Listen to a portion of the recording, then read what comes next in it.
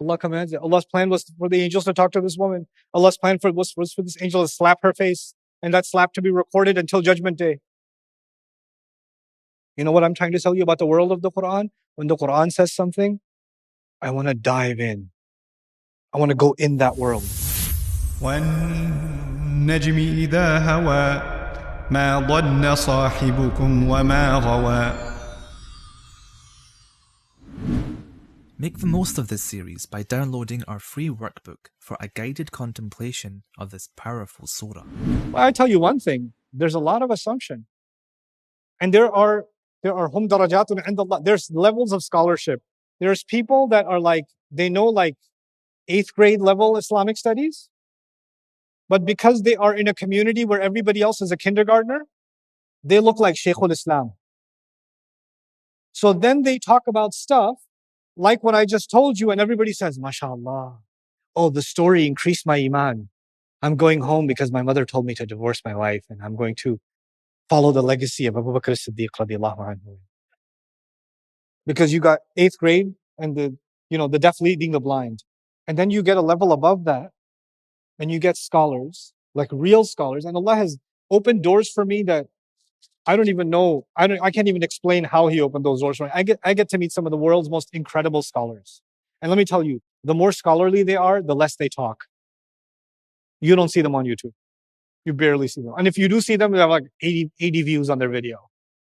Because their brain operates at a frequency that the rest of it are like, that wasn't fun. That wasn't interesting. That wasn't entertaining. You know? So when I talk to them, I get a very different picture of Islam.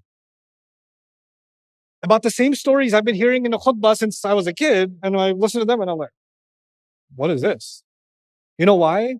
Because of this ayah. وَإِنَّ الظَّنَّ لَا يُغْنِي مِنَ الْحَقِّ شَيْئًا. Haqq is haqq. And we have to be brave enough to face it. You have to confront it. And we have to break the world of assumption within even our own.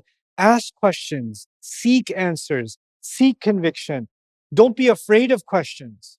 And there's the vast majority of the human population lives in South Asia. The vast majority. South Asia and Southeast Asia. If you draw a 3,000-mile circle, 75% of the human population lives there. And the most shirk happens there too. And the majority of Muslims live there too. Indonesia is in that part of the world. Bangladesh, Pakistan, the Muslims in India. Those are huge populations of Muslims. And you go to a place like Pakistan, one of the most common things Muslims in India, Pakistan, Bangladesh will tell you is, don't read the Quran. You'll get misguided. Keep dhann. Don't go to haqq. وَإِنَّ الظَّنَّ لَا يُغْنِي مِنَ الْحَقِّ شَيْئًا. I need you to know as I leave, haqq means 3 things.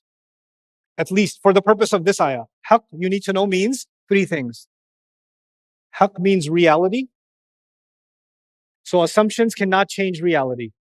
They will not free you from the need to face reality. Haqq also means truth. And haqq also means purpose. You know what that means? People of assumption can never fulfill a purpose. If you're living in assumptions, you can't live with purpose. Because in الظن لا يغني من الحق شيئا. Head over to the Bayna YouTube channel to continue watching this deeper look of Surat al-Najm.